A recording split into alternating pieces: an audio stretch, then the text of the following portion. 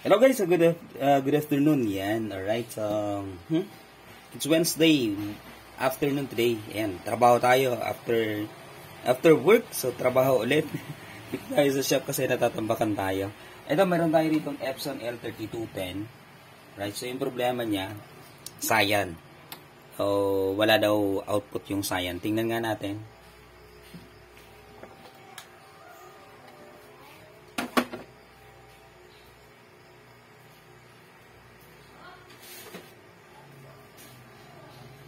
Yan, lagay tayo ng bond paper. Sa test print tayo, nozzle check. Manually, nozzle check, manual, ganito lang yon. Long press mo yung cancel button, then power button, press lang. Then pag on, tanggalin mo na. Then magpiprint yan kusa. Nozzle check yun. Doon natin malalaman kung kumusta ba yung output niya. Right, ayan.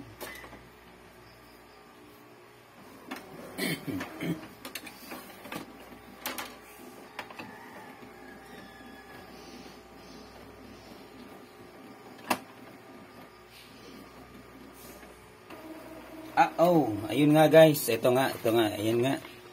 Ayan oh, as in totally wala siyang Cyan. Then dito sa ink tank niya, hindi nababawasan yung Cyan. Ayun o, Cyan.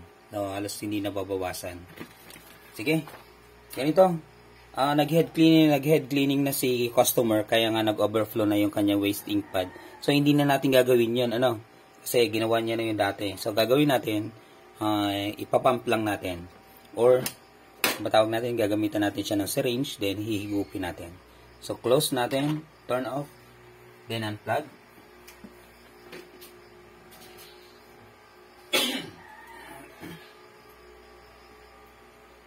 So, kuha tayo ng syringe. Ayan. So, bili na lang kayo sa mga butika nearby your place. 10 ml, 8 ml, or 5 ml, okay lang yun. Para-para lang naman. Tanggalin nyo na lang yung nozzle niya. Ito, sa unahan. So, palabasin nyo lang yung pinakang nozzle. Then, ito yung gagamitin natin. Right? Ayan.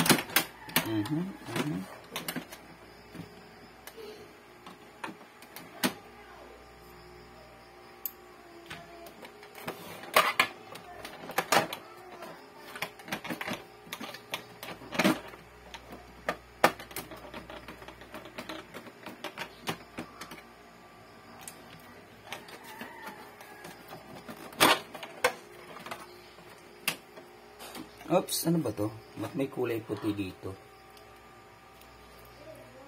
Yun. Itlog ng butiki. Parang nabuhay na yung butiki doon sa loob. Nakaw naman.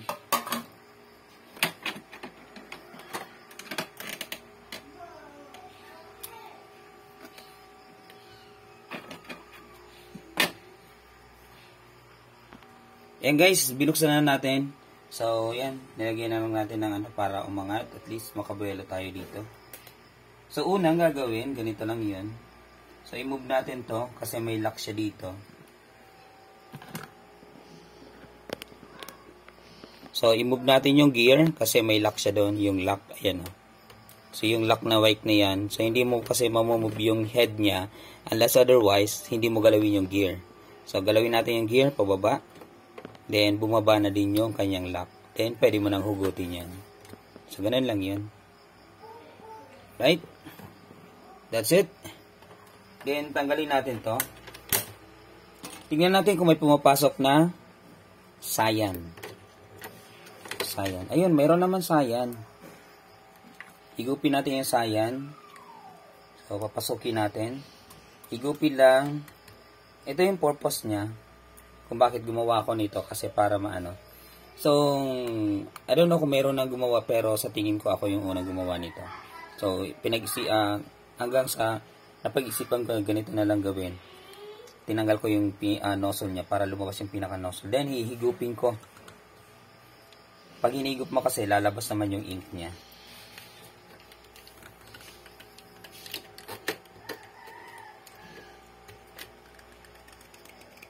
Tigas oh.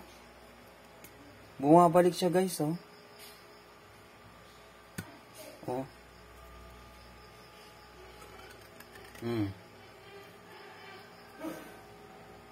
Okay. So, possible, may problema dito. Ito may problema. Kasi hindi siya, ano, yan, oh. So, hindi barado yung ink, yung print head niya. Yan, oh. Oh. Bumabalik siya, oh. Hindi siya kusang, ano. Sige nga. Gawin natin, kuha tayong matulis na bagay, then, i-press natin, yan. Press. Yan. Press. Kasi minsan yung kanyang spring, yun, naninigas na yun. Then, push natin, then higupin natin. Ayun! So, kailangan mo lang i-press. Okay. Eh, puro hangin, no? Sige, balik natin ng kaunti yung ating ano.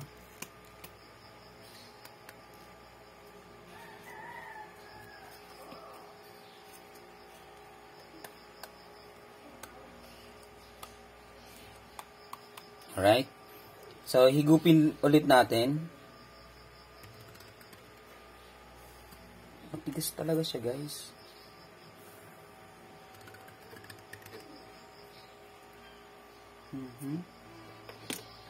Parang nagkikipag-away, guys. You know. Press natin. Parang yung spring niya, may problema na yung spring. Kasi may spring yan dyan, eh. So, yun yung nagpupush. Ayan. Tanggalin nga natin dito. Tinanggal ko muna yung takip. Try ko ulit. Wala talaga. Nakikipag-away talaga, guys. So, try natin. Palitan natin to. Kuha lang ako. Right, so yan. Palitan natin to. Tanggalin natin. And palitan lang natin. Pwede naman kayo mag-online nito. Order online. Kung wala kayong makuha na o mas spare na parts. So, pwede naman yun. Bili na lang kayo online. Available naman yan sa Shopee at Lazada. So, yan. Higupin natin. Yun, hindi siya barado. O, di ba? So, dapat ganun yung nangyayari. Kita nyo yan? Yun yung ink ko. So, yun yung problema. So, nandito yung problema. Kaya, hindi natin masasabing barado agad yung kanyang print head. Ha? So, nagpalit tayo ng parang tangke. I don't know. Hindi ko masyadong kapisado yung name niyan. So, yan, pinalitan natin. Parang yung ink tank, ink tank. Although, ito yung pinakang ink tank niya. Itong cartridge ata to. Something like cartridge. Right? So, barado. Then, balik natin siya dito. Yan. Right? So, ngayon, since okay na yung, natin, cyan dito, papunta dun sa kanyang cartridge. So, iba naman yung print head, So, dito naman tayo, kunin natin yung hose papunta sa waste ink pad. Right. Yan, kunin natin. So, yung gamit na lang kayo ng gloves. Kung, kasi madumi talaga to. Then, ito, so yun nga yung pinakang-purpose niyan. Ipapasok ko siya doon sa hose. Then, yun, hihigupin ko ulit para lumabas yung ink. Para lumabas yung ink, cyan, magenta, yellow, then black. So, waste ink pad, waste ink na yon. Pasok ko siya dyan. Alright. Then, higop. So, wala siya na higop. Pupush ko lang to ng kaunti. Yan. Then, uulitin ko. Pinaka-the best nito, balik mo yung printer, i-turn on mo sa printer, then magpi-place yan dyan ng kusa o ng tama. So ngayon, pinapakiramdaman lang natin. Parang yung kinuha mo lang yung timing niya. So, yan. Ayun. Ayun na. So, sana may sumamang cyan or yung blue natin para at least magkaroon na siya ng output. Alright. So, dito natin siya makikita kung nagbabawas ba yung cyan niya. Parang nagbawas naman.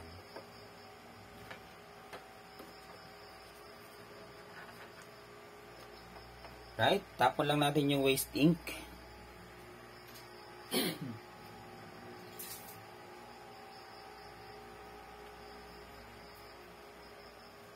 Okay, ulitin natin.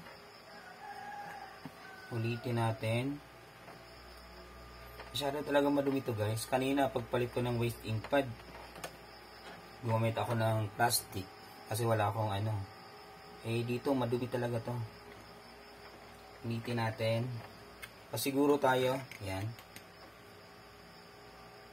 Alright.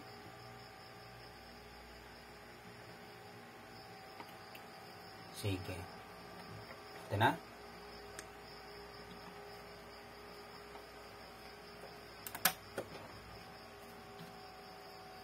Waste ink niya. Tapon ulit natin.